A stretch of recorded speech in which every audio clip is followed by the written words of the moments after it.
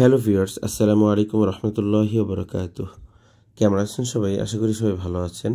সবাইকে ভিকেল স্ট্রিতে স্বাগতম আজকের ভিডিওটি দেখার জন্য। RM2-তে ডলফিন পেইন্ট দেখে কেউ মন খারাপ করবেন না। এই গাড়ির মূল আকর্ষণ ডলফিন পেইন্ট নয়, বরং এই গাড়ি দুটোর মূল আকর্ষণ হচ্ছে যে এই গাড়ি দুটোকে বিজনেস ক্লাস থেকে ইকো ক্লাসে কনভার্ট করা হয়েছে। হানিফ এন্টারপ্রাইজের বহরে 2016 সালের দিকে আফতাব থেকে মোট 12টি RM2 কেনা হয়, মানে বারোটি RM2 বানানো হয় আফতাব থেকে।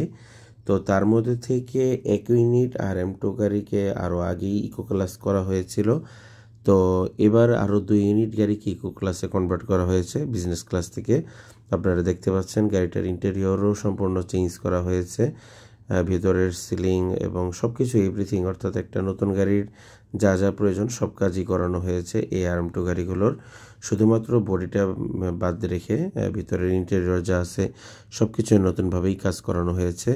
নতুন করে সিট বসানো হয়েছে। সিটের যে ফেব্রিকগুলো দেওয়া হয়েছে, এই ধরনের ফেব্রিক সাধারণত আমরা দেখেছি অরেন ট্রাভেলসের যে হাইগার এসি বাস রয়েছে বা তাদের মার্সিডিজ বেঞ্জের যে এসি বাস রয়েছে, সেই এসি বাসে এই ধরনের বা এই ফেব্রিকের সিট আমরা দেখতে পেরেছি।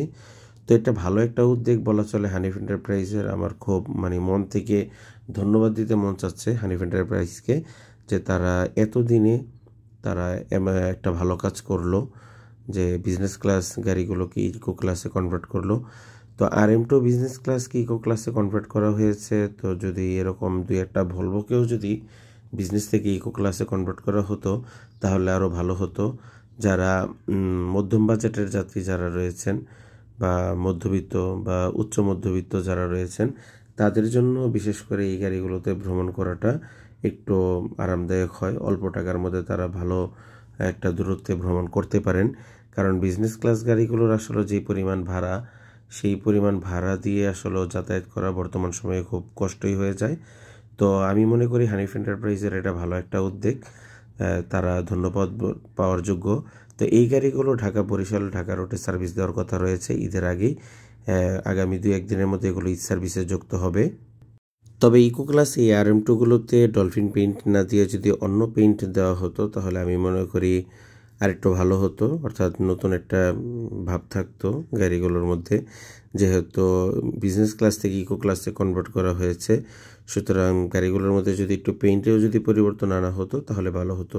যাই হোক, যা হয়েছে আলহামদুলিল্লাহ। তো আজকের মতো ভিডিও এখানে শেষ করছি। আল্লাহ হাফেজ, আসসালামু আলাইকুম।